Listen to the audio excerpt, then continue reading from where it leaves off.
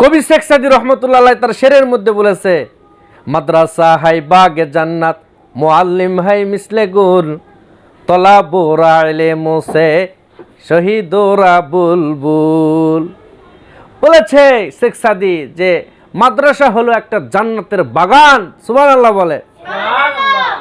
এই বাগানের মধ্যে যারা বিচরণ করে তাদেরকে আল্লাহ তাআলা একটা স্পেশাল ভাবে একটা ফেরেশতা নিয়োগ করে দিয়ে দেন, যে শুধু একটা দুইটা ফেরেশতা নয়, ৭০,০০০ ফেরেশতা নূরের পাখা তাদের পদতলে বিচরণ করে দেয়। সকলে সুবহানাল্লাহ। তাহলে আমাদের দাম আছে না নাই? অবশ্যই আছে। এই মাদ্রাসাগুলো যারা শিক্ষক রয়েছে তারা যদি অন্তর দিয়ে, যদি আবেগ দিয়ে, আবার যদি দিল থেকে যদি মেহনত করে, কাল কিয়ামতের ময়দানে এই যে হাফেজ মাওলানা যেগুলো আমাদের প্রতিষ্ঠানগুলো থেকে আমরা বাহির করি, এদের রেফারে এই হুজুরগুলো জান্নাতে চলে যাবে। সুবহানাল্লাহ। একটা সন্তান যদি, একটা সন্তান আমরা যদি তৈরি করতে পারি নেককার, পরহেজগার, এই একজন সন্তানের বিনিময়ে কোরআন এবং হাদিসের রেফারেন্স অনুযায়ী কয়জন জান্নাতে যেতে পারে এটা আমাদের জানা দরকার না? দরকার না? একজন হাফেজ হলে সে শুধু জান্নাতে যাবে না, তার বাবাকে নিয়ে যাবে, তার প্রতিবেশীদেরকে নিয়ে যাবে, তার আত্মীয় স্বজনদেরকে নিয়ে যাবে, শিক্ষক যে এলেম তাকে শিখাইছে তাকেও নিয়ে যাবে, এবং যাদের পরিশ্রম এবং দান সৎকার মাধ্যম দিয়ে সে এলেম অন্বেষণ করেছে তাদেরকেও জান্নাতে নিয়ে যাবে। সুবহানাল্লাহ। এবং এই হাফেজ, হাদিসের ভাষায় এসেছে একজন হাফেজ কম পক্ষে সর্বনিম্নভাবে দেখলেও কাল কিয়ামতের ময়দানে 10 জন জাহান্নামীদের বাজেট হয়ে গেছে জাহান্নামে যাওয়া। এইরকম 10 জন মানুষকে এ হাফেজ সুপারিশ করে জান্নাতে নিয়ে যাবে। তার বাবা মাকে কাল কিয়ামতের ময়দানে এই হাফেজে কোরআনের বাবা মাকে আল্লাহ তাআলা এমন মর্যাদা ময়দানে দিবে, মানুষ হতভম্ব হয়ে যাবে। তার এক্সাম্পল আমি আপনাদেরকে দিয়ে দিই। কাল কিয়ামতের ময়দানে এই হাফেজ এবং আলেমের বাবা মাকে কাল কিয়ামতের ময়দানে নূরের তাজ পরানো হবে। সুবহানাল্লাহ বলে। এই নূরের তাজ মুকুটের তাজাল্লিতে ময়দানে যত, হাসরের ময়দানে যত মানুষ রয়েছে সকল মানুষগুলো তাদেরকে দেখে হিংসা হবে, গর্ব হবে এবং বলবে যে এনারা কারা? কি বলবে? এনারা কারা? আল্লাহ তাআলা তাদেরকে চিহ্নিত করার জন্য, স্পেশাল ভাবে সম্মান দেওয়ার জন্য তাদেরকে নূরের মুকুট পরায় দিবেন। এই নূরের মুকুট দেখে অনেক হাসরবাসী ওয়ালা তাদেরকে হিংসা করবে। কি করবে বলেন? হিংসা করবে। কিন্তু আল্লাহ তাআলা এই যে বাবা মা পরিশ্রম করে ছোট্ট সন্তান তার কাছে না রেখে, আদর দয়া করে এই যে জমিনের নিচে মাদ্রাসার লেভেলে এসে তাকে শোয়াই দিল, কষ্ট করে খানা খাচ্ছে, কষ্ট করে জীবনযাপন করতেছে, খাটের বিছানা ত্যাগ করে জমিনের নিচে শুয়ে থাকে, যে এলেম অন্বেষণ করতেছে, বাবা মা অনেক হরকত করতেছে, কষ্ট করতেছে, এর বিনিময়ে আল্লাহ তাআলা ময়দানে তার যাজা বৃদ্ধি করে দিবে। সুবহানাল্লাহ। তাহলে বাবা মার ফায়দা আছে না নাই?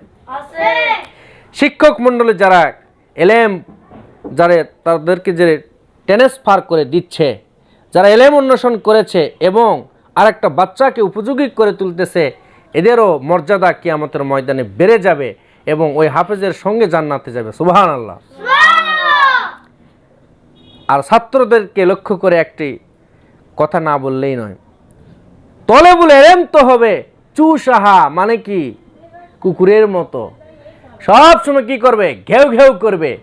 তলেবুল এলেমের জবান চড়বে কুকুরের মতো, খালি ঘেউ ঘেউ ঘেউ ঘেউ। কথা বলেন ঠিক কিনা?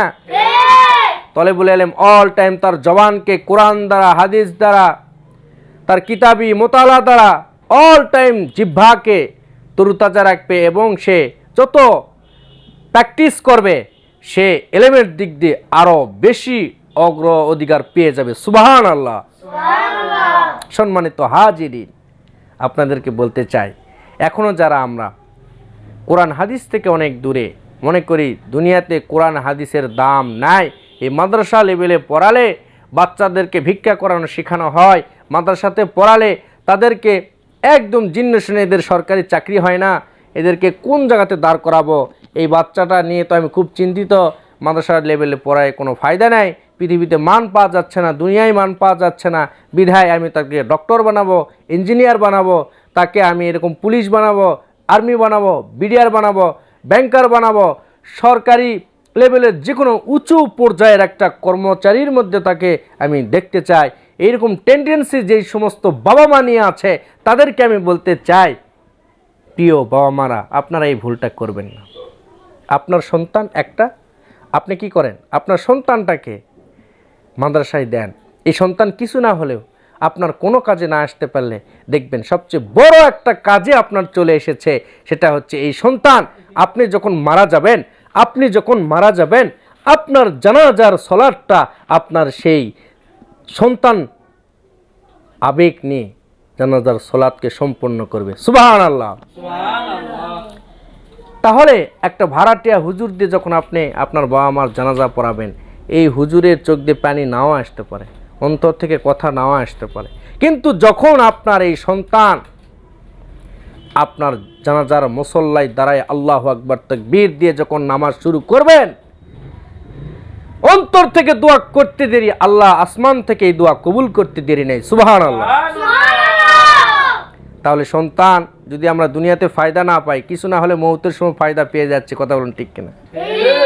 একজন আলেম সন্তান যতদিন জীবিত থাকবে, একজন হাফেজে কোরআন যতদিন জিন্দা থাকবে, এই হাফেজে কোরআন যতবার কোরআন তেলাওয়াত করবে, যতবার কোরআনের এই আয়াতগুলো হরফগুলো পাঠ করবে, এর প্রতিটা হরফের পার্সেন্ট, প্রতিটা আয়াতের পার্সেন্ট, প্রতিটা কোরআন তেলাওয়াতের সোয়াবের পার্সেন্ট এই বাবা মার কবরে ইসালাই সোয়াবের মতন চলে যাবে, ট্রান্সফার হবে, সেখানে পুষবে। সকল চিল্লাই বলি সুবহানাল্লাহ। তাহলে আমি তো দেখতেছি প্রিয় ভাইয়েরা আমার, ফায়দা তো অনেক রয়েছে, আপনারা বলতেছেন ফায়দা নেই। সম্মানিত হাজিরিন, এখনো সময় রয়েছে। আমরা যারা ইসলামকে নিম্ন পর্যায়ে দেখে আমাদের লাইফ স্টাইলকে বর্ধিত করার জন্য দুনিয়ার সোসাইটি মেনটেন করতেছি, আল্লাহ আমাদেরকে কবুল করুক, আমাদেরকে সহি বুঝার তৌফিক দান করুক। আমাদের বাচ্চাগুলো দেখতে আমরা মাদ্রাসা লেভেলে, মাদ্রাসার সহবতে আমরা যদি জিম্মাদারি পালন করতে পারি, আমাদের দুনিয়াতে শান্তি, আখিরাতে শান্তি। আল্লাহ তাআলা আমাদের সকলের বাচ্চাগুলোকে মাদ্রাসা জীবনে কবুল করুক, সকল আল্লাহুম্মা আমিন। বিশ্বনবী সাল্লাল্লাহু আলাইহি ওয়াসাল্লাম আমাদের মহান নেতা একটা হাদিস, তার অসংখ্য হাদিসের মধ্যে থেকে একটি হাদিস বলে গিয়েছেন। এই হাদিসটা আপনি বাদ দিতে পারবেন না। আপনি যখন বাদ দিবেন, আপনি ইসলাম থেকে খারেজ হয়ে যাবেন। চমৎকার একটা হাদিস বিশ্বনবী বলে গিয়েছে, তলাবুল ইলমি ফারিদাতুন আলা কুল্লি মুসলিম। মুসলমান নরনারীর উপর কি বলেন? কোরআন শিক্ষা করা ফরজ। তাহলে কি ইলম শিক্ষা করা আমাদের জন্য ফরজ? আমরা শুধু জানি নামাজ পড়া ফরজ, আমরা শুধু জানি যাকাত দেওয়া ফরজ, আমরা শুধু জানি হজ করা ফরজ, আমরা শুধু জানি এইরকমভাবে সব কিছু ফরজিয়াত, বিয়ে করা ফরজ, এগুলো বুঝি, কিন্তু আসলে আমরা জানি না যে কোরআন শিক্ষা করা আমাদের জন্য ফরজ। এটা আমরা কখনোই ব্রেনে নেই না, এটার প্রতি আমলও করি না। কথা বলুন ঠিক কিনা?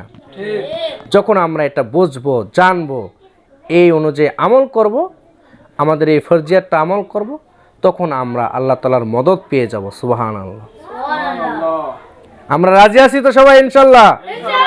আমাদের বাচ্চাগুলোদেরকে, আমাদের পরিবারের ছেলে মেয়েদেরকে আমরা মাদ্রাসার সহবতে, মাদ্রাসার সিলেবাস অনুযায়ী আমরা শিক্ষিত করে তাদেরকে আমরা উঁচু পর্যায়ে দেখতে চাই। সকলে আমরা রাজি আছি তো ইনশাআল্লাহ?